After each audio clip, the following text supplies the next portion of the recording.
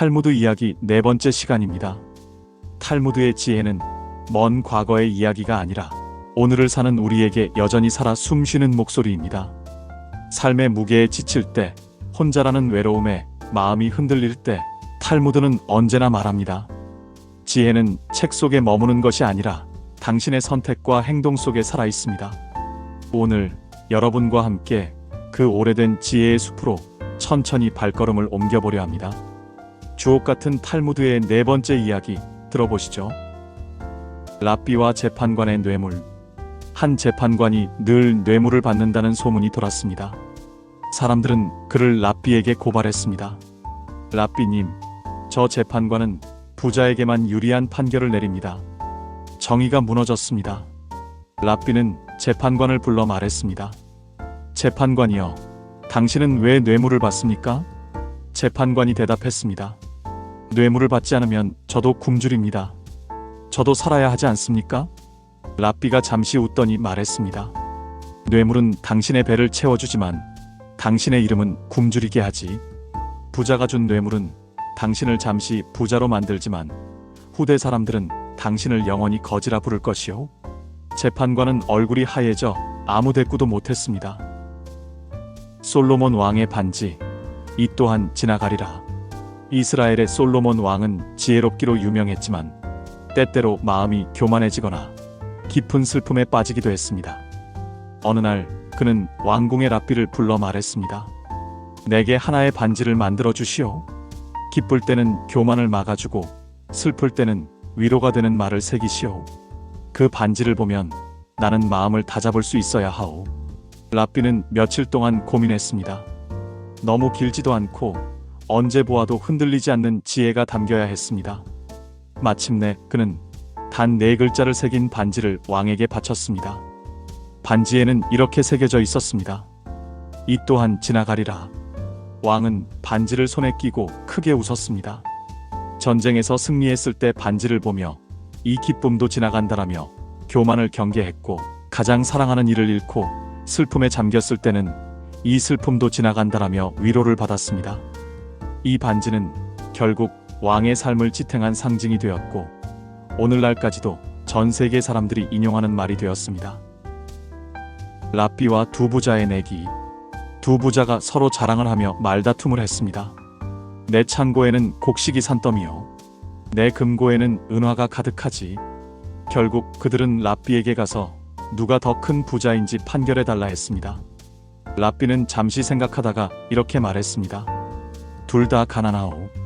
가난하다고요? 두 부자가 동시에 외쳤습니다. 왜냐하면 그대들이 가진 것을 아직 나누지 않았기 때문이요. 가진 것을 쥐고만 있다면 그것은 그대의 것이 아니라 그대의 걱정일 뿐이니 진짜 부자는 가진 것을 나눈 사람뿐이요. 부자들은 서로 얼굴을 붉히며 고개를 떨궜습니다. 랍비와 잔소리 많은 아내. 한 남자가 랍비를 찾아와 불평했습니다.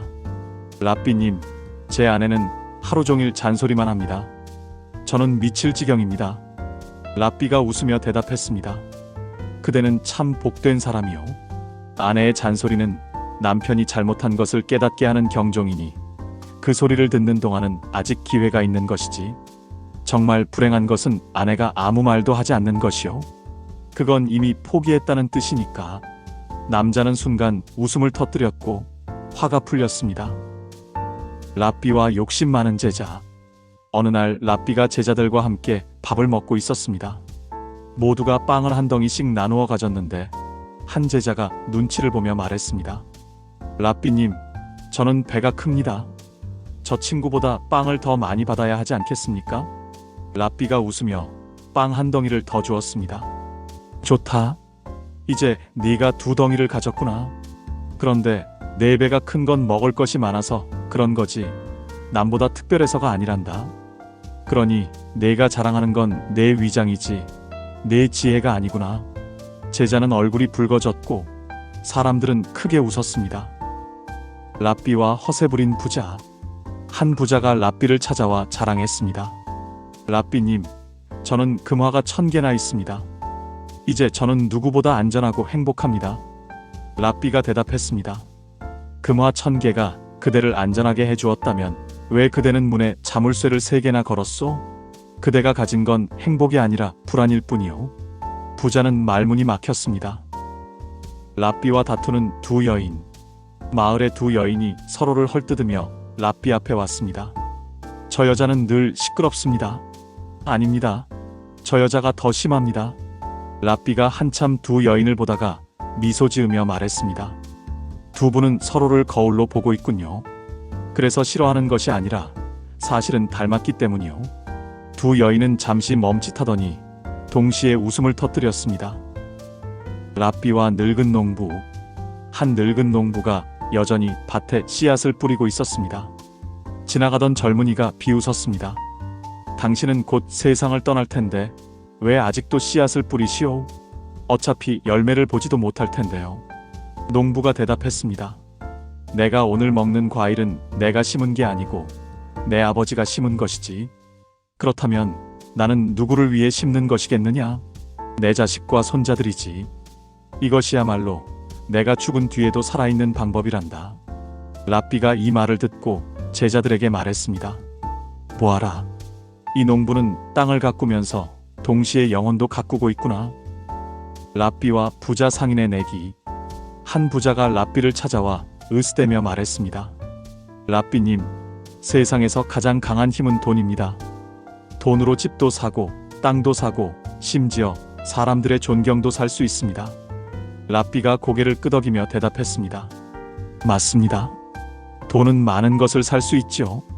하지만 단 한 가지는 절대 살 수 없습니다. 부자가 호기심에 물었습니다. 그게 무엇입니까? 돈이 당신을 사랑하게 만들 수는 없지요. 오히려 돈은 당신이 그것을 사랑하게 만들 뿐이요. 부자는 잠시 멍해졌다가 껄껄 웃으며 고개를 숙였습니다. 랍비님, 당신 말이 이겼소. 나는 돈의 주인이라 생각했는데 사실은 돈의 종이었군요. 랍비와 늙은 제자. 한 노인이 랍비에게 와서 한탄했습니다.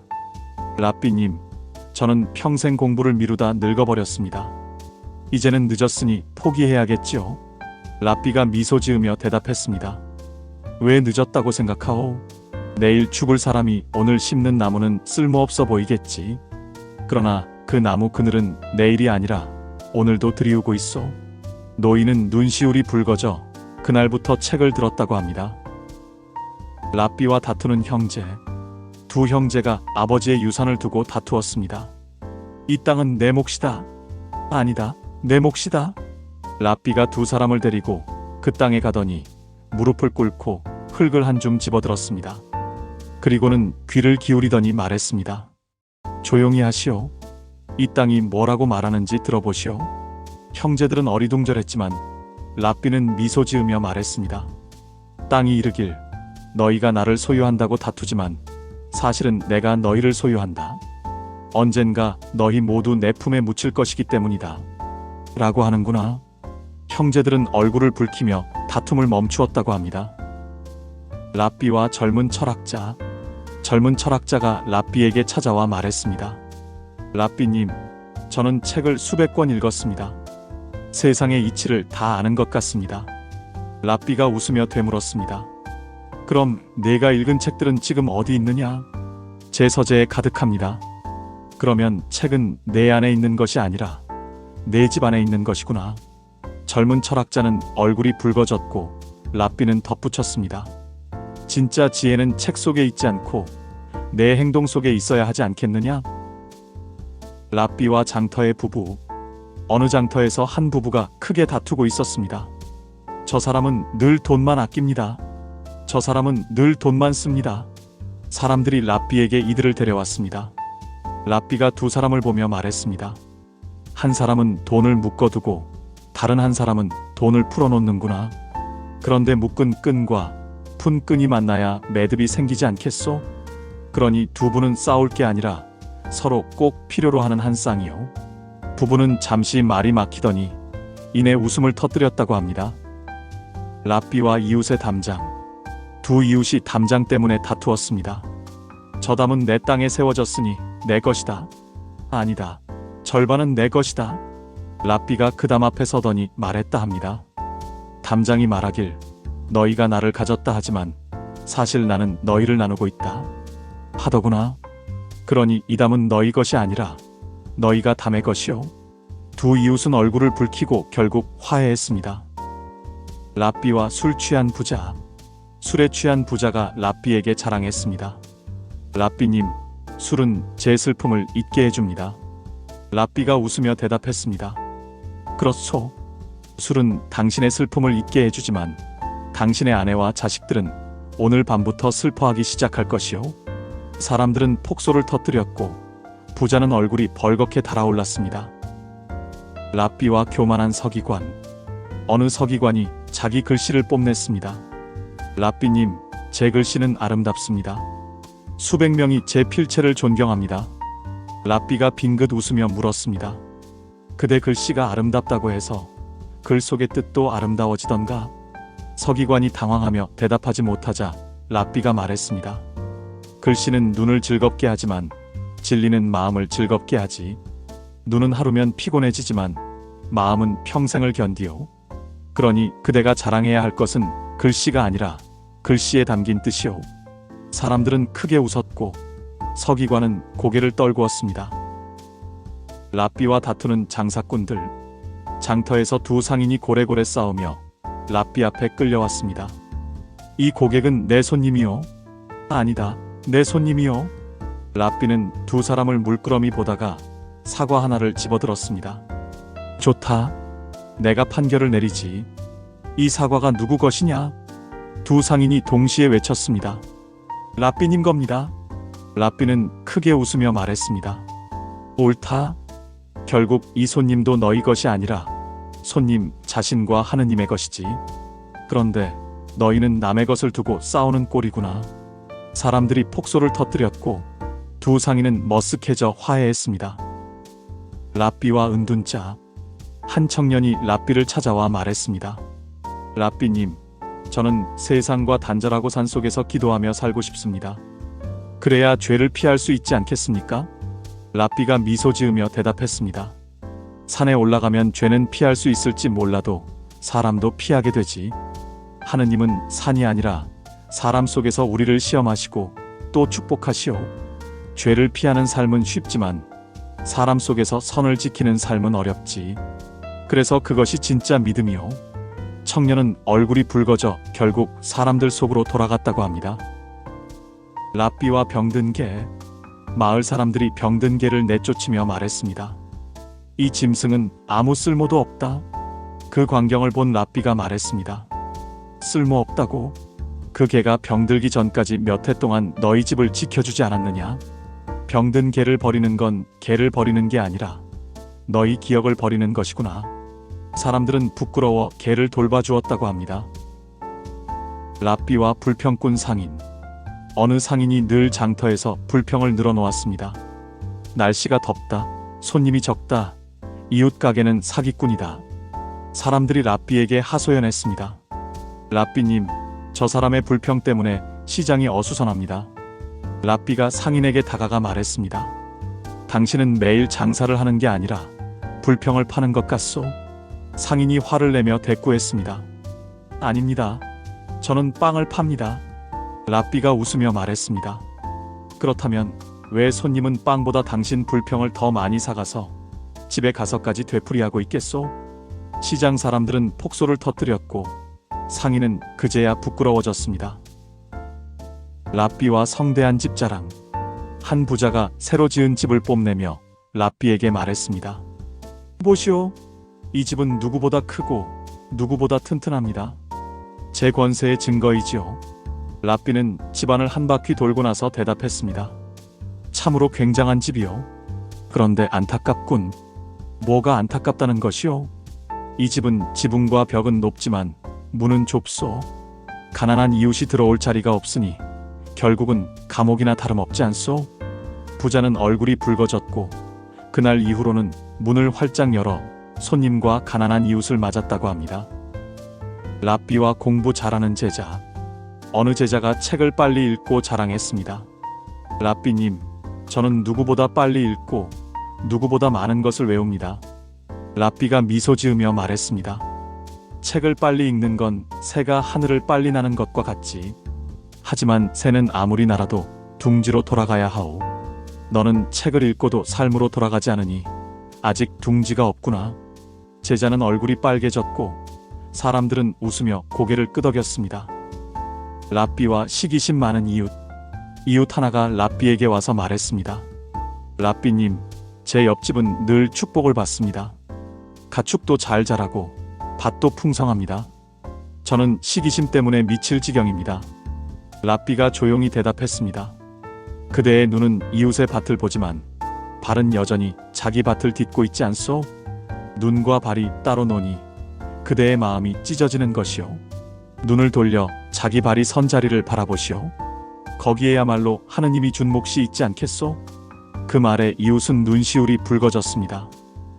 랍비와 지나치게 조용한 남자. 한 남자가 늘 말없이 지냈습니다. 마을 사람들이 칭찬했습니다. 저 사람은 참으로 겸손합니다. 그러자 랍비가 말했습니다. 겸손은 침묵에 있는 게 아니라 말할 때 드러나는 것이요. 침묵은 돌도 할 수 있지만 지혜로운 말은 돌은 못하지 않소? 사람들은 폭소를 터뜨렸고 남자는 그제야 부끄러워 말하기 시작했다고 합니다. 랍비와 장터의 아이들. 장터에서 아이들이 작은 구슬 하나를 두고 다투었습니다. 이건 내 거야. 아니야, 내 거야. 랍비가 다가와 구슬을 들고 말했습니다. 좋다.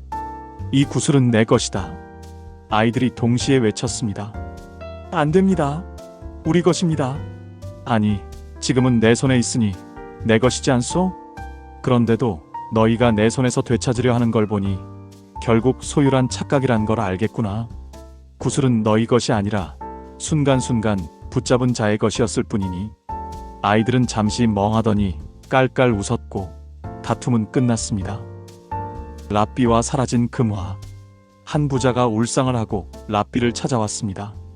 랍비님, 제가 금화를 숨겨둔 상자가 사라졌습니다. 누군가 훔쳐간 게 분명합니다. 어찌해야 합니까? 랍비가 미소 지으며 말했습니다. 먼저 집안 식구를 의심하지 말고 이웃을 불러 축제를 여시오. 축제요? 금화를 잃었는데 잔치를 열라니요? 랍비는 대답했습니다. 누가 훔쳤든 훔친 금화를 쥔 손은 불안할 것이고 춤추며 잔치를 벌이는 자리에는 나오지 못할 것이요. 그렇게 스스로 정체를 드러낼 것이요. 결국 잔치날 한 사람만 나타나지 않았고 그의 집을 수색하자 금화 상자가 나왔다고 합니다. 랍비와 불운을 한탄하는 상인. 어느 상인이 매번 장사가 안 된다며 불운을 탓했습니다. 랍비님, 하느님이 저를 버리신 게 틀림없습니다. 저는 재수가 없어요. 랍비가 장터로 그를 데리고 가서 말했습니다. 자, 네가 파는 빵을 보자. 빵은 맛이 있는데 내 얼굴은 늘 찡그리고 있구나. 손님은 빵을 사러 오는 게 아니라 사람을 만나러 오는 것이지. 내 얼굴이 굳어 있으니 손님도 떠나는 것이야. 상인은 그제야 크게 웃어 보였고 그날 이후 장사가 잘 되었다고 합니다. 랍비와 지혜를 사고 싶던 부자. 한 부자가 랍비에게 와서 말했습니다. 랍비님, 저는 무엇이든 살 수 있습니다. 지혜도 돈으로 살 수 있겠지요? 랍비는 빙그레 웃으며 대답했습니다. 좋습니다. 오늘은 특별히 지혜를 팝시다. 값은 단 하나, 당신이 가진 가장 소중한 것을 내놓으시오. 부자는 잠시 고민하다가 금화를 내놓았습니다. 랍비는 금화를 거두며 말했습니다. 좋습니다. 이제 지혜를 드리죠. 금화를 내놓는 순간 당신은 이미 지혜의 반을 얻었습니다. 왜냐하면 지혜란 쥐고 있는 것을 놓을 줄 아는 것이니까요. 부자는 한참을 멍하니 있다가 웃음을 터뜨렸습니다. 랍비와 허풍선이 여행자. 마을에 한 여행자가 와서 자기 자랑을 늘어놓았습니다. 나는 수십 나라를 다녀봤고 수백 명의 왕과 대화했소. 나는 누구보다 경험이 풍부하오. 사람들이 감탄했지만 랍비가 조용히 말했습니다. 여행자가 아무리 멀리 다녀도 자기 자신을 만나지 못하면 결국 방랑자일 뿐이오. 그러나 자기 자신을 만난 사람은 집안에서도 세상 끝까지 다녀온 것이지. 여행자는 순간 말을 잃었고 사람들은 웃음을 터뜨렸습니다. 랍비와 값비싼 반지. 어느 부자가 값비싼 보석 반지를 자랑하며 랍비에게 보여주었습니다. 라삐님, 이 반지는 제 집안의 자랑이자 제 부의 상징입니다. 라삐가 반지를 받아들고 말했습니다. 참으로 아름답구려. 하지만 이것이 진짜 값진 순간은 당신이 이 반지를 팔아 가난한 이웃을 도왔을 때일 것이요. 그때 이 반지는 보석이 아니라 기적이 되지. 부자는 아무 말도 하지 못했고 이 이야기는 마을에 두고두고 회자되었다고 합니다. 라삐와 욕심 많은 제후. 한 제후가 라삐를 불러 말했습니다. 내가 정복한 땅은 끝이 없소. 이제 나는 무엇을 더 가져야 하겠소? 라삐가 창밖을 가리키며 말했습니다. 폐하, 저 태양을 보십시오. 태양은 아무 땅도 소유하지 않지만 온 땅을 비추지 않습니까? 그러나 땅을 소유하려는 자는 결국 땅 속에 갇히고 맙니다.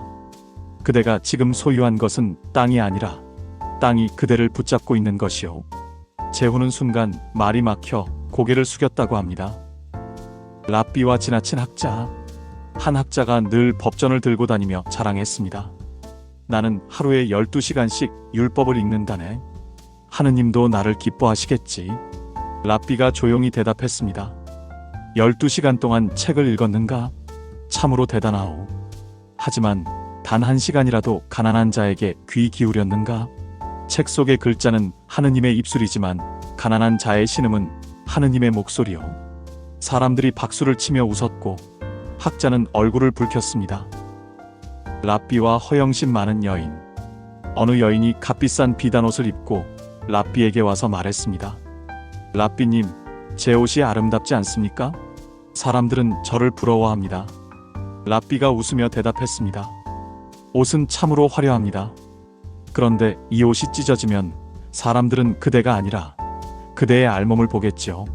그러니 그대가 자랑하는 것은 그대 자신이 아니라 천조각일 뿐이요. 여인은 아무 말도 하지 못했습니다. 라삐와 죽음에 대한 답. 어느 노인이 두려운 얼굴로 물었습니다. 라삐님, 죽음이란 무엇입니까? 라삐는 잠시 침묵하다가 대답했습니다. 태아가 세상에 나오기 전 어머니 뱃속의 어둠을 두려워하지 않습니까? 그러나 막상 나오면 새 세상이 열리듯 죽음도 마찬가지이요. 어둠이 아니라 새로운 빛으로 나아가는 문이지요. 라삐와 부러움 많은 제자. 한 제자가 다른 이의 성공을 부러워했습니다. 라삐님, 왜 저는 늘 뒤처진 것 같습니까? 라삐가 웃으며 말했습니다. 사람은 각자 다른 시계로 걷고 있지. 내 시계가 조금 느리다면 그것은 오래가기 위해 만들어졌기 때문일 수도 있지 않겠느냐? 라삐와 아픈 손가락. 한 제자가 손가락을 다치자 하소연했습니다. 라삐님, 손가락 하나가 아픈데 온몸이 불편합니다. 라삐가 대답했습니다. 맞다. 작은 상처가 온몸을 괴롭히듯 작은 죄도 영혼 전체를 무겁게 하지. 라삐와 짧은 기도. 사람들이 라삐에게 물었습니다. 라삐님, 세상에서 가장 좋은 기도는 무엇입니까? 라삐가 대답했습니다. 짧은 기도요. 감사합니다. 오늘 4편 영상은 여기서 마칠게요. 오늘 영상이 여러분의 하루에 작은 등불이 되었기를 바랍니다. 앞으로도 더 많은 탈무드 이야기와 삶의 지혜를 함께 나누겠습니다. 이 영상이 마음에 드셨다면 구독과 좋아요, 알람 설정 부탁드립니다. 여러분의 따뜻한 댓글은 저희에게 큰 힘이 됩니다. 오늘도 함께 해주셔서 감사합니다. 다음 시간에 다시 찾아뵙겠습니다. 감사합니다.